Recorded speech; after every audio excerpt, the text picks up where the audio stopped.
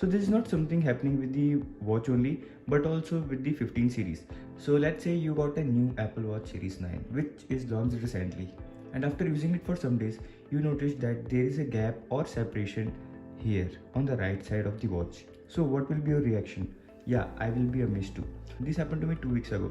Now this is the replacement watch which I got 1 week ago only. So this is not something happening with the watch only, but also with the 15 series. This is the 15 Pro natural titanium one.